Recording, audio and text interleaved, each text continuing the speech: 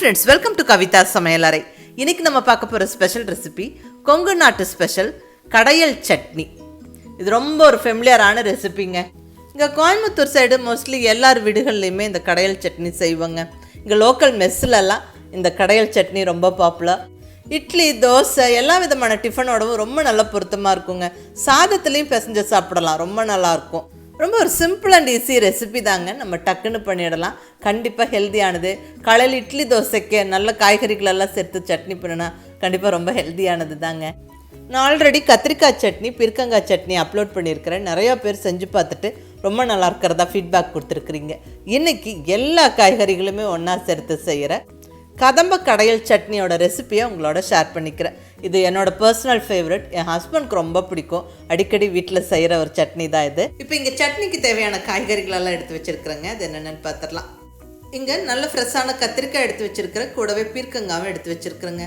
கத்திரிக்காய் அல்லது பீர்க்கங்காய் ஏதாவது ஒன்று மட்டும் சேர்த்து இதே ப்ரொசீஜரில் நம்ம கடையல் சட்னி பண்ணலாம். அல்லது இப்படி எல்லா காய்கறிகளும் ஒன்றா சேர்த்து போட்டும் கடையல் சட்னி பண்ணலாங்க.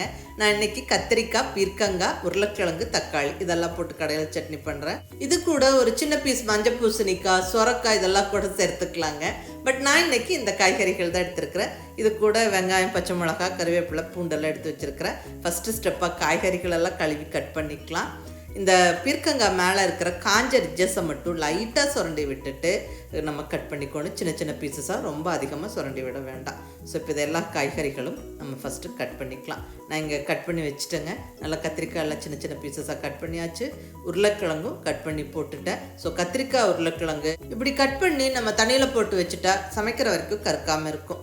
அடுத்தது 4 தக்காளியை நல்லா கொஞ்சம் ரஃபாக பெரிய பெரிய பீசஸாக கட் பண்ணியிருக்கிறேங்க. அடுத்தது பீர்க்கங்காயில் அந்த மேலே தோல் பகுதியை லைட்டாக மட்டுமே சுரண்டி விட்டுட்டு கழுவி கட் பண்ணி வச்சாச்சுங்க.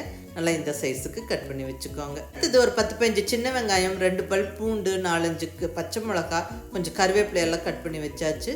கூடவே கொஞ்சம் கொத்தமல்லியும் கட் பண்ணி எடுத்து வச்சாச்சு. இனி நம்ம சட்னியை தாளிக்க ஸ்டார்ட் பண்ணிடலாங்க. நான் இங்கே ஸ்டவ்வில் குக்கர் வச்சுட்டேன். குக்கர் அல்லது அடிகனமான பாத்திரத்தில் நம்ம தாளிச்சுக்கலாம். குக்கரில் ஒரு 2 ஸ்பூன் அளவுக்கு எண்ணெய் சேர்த்துக்கிறேங்க. எண்ணெய் கொஞ்சம் சூடாகட்டும். இப்போ இதில் ஒரு 1/2 டீஸ்பூன் அளவுக்கு கடுகு, 1/2 டீஸ்பூன் உளுந்தம்பருப்பு,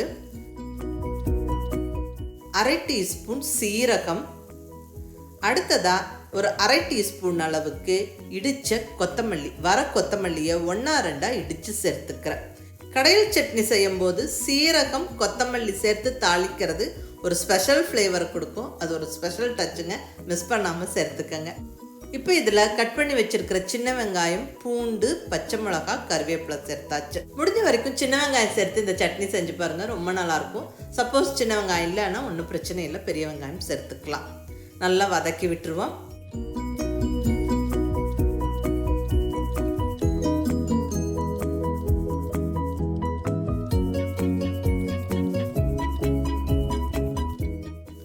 இந்த வெங்காயம் நல்லா வதங்கி கொஞ்சம் கலர் மாறினதுக்கப்புறம் இப்போ இதில் தக்காளி சேர்த்துக்குவோங்க.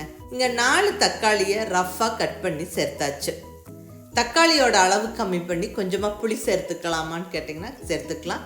அதாவது ஒரு 2 தக்காளி கட் பண்ணி போட்டுட்டு கொஞ்சமாக ஒரு சின்ன நெல்லிக்காய் சைஸ் புளி அளவுக்கு மட்டும் சேர்த்துக்கலாம். அடுத்தது இதில் அந்த கட் பண்ணி வச்சுருக்கிற பீர்க்கங்காயை சேர்த்துருவோம். கூடவே நம்ம கட் பண்ணி ரெடியாக வச்சுருக்கிற கத்திரிக்காய், உருளைக்கிழங்கும் போட்டு விட்டுருவோம்.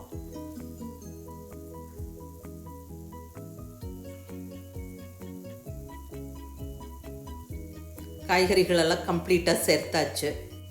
நல்லா எல்லாம் ஒரு வாட்டி கலந்து விட்டுருவோம்.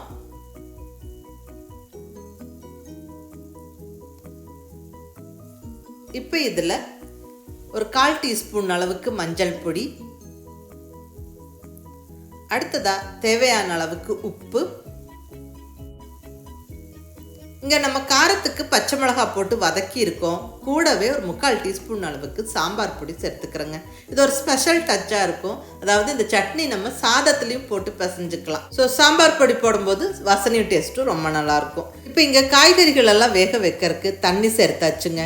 ஒரு பெரிய டம்ளர் தண்ணி சேர்த்துருக்குறேன். 200 ml தண்ணி சேர்த்துருக்குறேன். தண்ணி இந்த அளவுக்கு மட்டுமே சேர்த்தா போதும், அதிகமாக தண்ணி சேர்க்காதீங்க.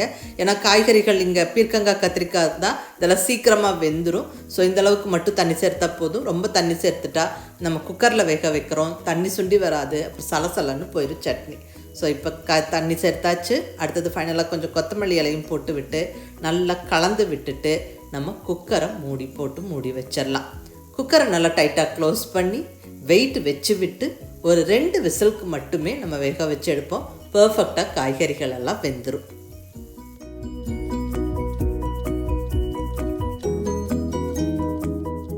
ரெண்டு விசில் வந்து ஸ்டீம் ப்ரெஷர்லாம் போனதுக்கப்புறம் குக்கரை ஓப்பன் பண்ணுறேன். நல்லா கமகமன்னு வாசனைங்க. அந்த காய்கறிகள் எல்லாம் வெந்து வாசனை அருமையாக இருக்குது பாருங்கள். காய்கறிகளெல்லாம் நல்லா சாஃப்டாக வெந்துருச்சு. இப்போ இதை நம்ம கடைஞ்சி விட்டுறலாம். நல்லா மத்து வச்சு நல்லா கடைஞ்சி விட்டுறலாம். காய்கறிகளெல்லாம் நல்லா வெந்துருச்சு. ஸோ ஈஸியாக கடைஞ்சிடலாம். கொஞ்சம் தண்ணியை வடிச்சிட்டு இந்த மத்து வச்சு கடையும் போது நல்லா ஈஸியாக கடைப்படும். ரொம்ப அதிகமாக கடைஞ்சி பேஸ்ட் மாதிரி இந்த கடையல் சட்னியை கடைஞ்சிடக்கூடாது. அங்கங்கே கொஞ்சம் காய்கறிகள் தெரியணும். அந்த மாதிரி கடைஞ்சி விட்டுக்கிட்டால் தான் டேஸ்ட் ரொம்ப நல்லாயிருக்கும். பாருங்கள், இந்த அளவுக்கு கடைஞ்சிக்கணும். சட்னியை நல்ல பக்குவமாக கடைஞ்சாச்சுங்க. சட்னி கடையும் போது கொஞ்சம் தண்ணியை வடித்து வச்சுருந்தேன், அதை இப்போ சேர்த்துக்கிறேன். வடித்து வச்சுருந்த தண்ணியும் சேர்த்து நல்லா கலந்து விட்டுருவோம். அவ்வளோதாங்க, அருமையான கொங்கு நாட்டு ஸ்டைல் கடையல் சட்னி. கதம்ப காய்கறிகள் சேர்த்து செஞ்ச கடையல் சட்னி ஜம்முன்னு ரெடி ஆயிடுச்சுங்க. இட்லி தோசைக்கு ஒரு பக்காவான காம்பினேஷன். கோதுமை தோசையெல்லாம் செய்யும்போது இந்த கடையல் சட்னி ரொம்ப நல்லாயிருக்கும். நீங்கள் ட்ரை பண்ணி பாருங்கள். சாதத்துலேயும் பிசைஞ்சு சாப்பிடலாம். ரொம்ப நல்லாயிருக்குங்க. ரொம்ப ஈஸி சிம்பிள் ரெசிபி. கண்டிப்பாக ஹெல்த்தியானது. ஏன்னா இங்கே நிறைய காய்கறிகள் சேர்த்துருக்குறோம். அதை சிம்பிளாக நல்ல ஸ்பைசஸ் சேர்த்து தாளித்து விட்டு வேக வச்சு கடைஞ்சிட்டோம். அவ்வளோதாங்க, சட்னி ரெடி ஆயிரும். ரொம்ப நல்லாயிருக்கும்.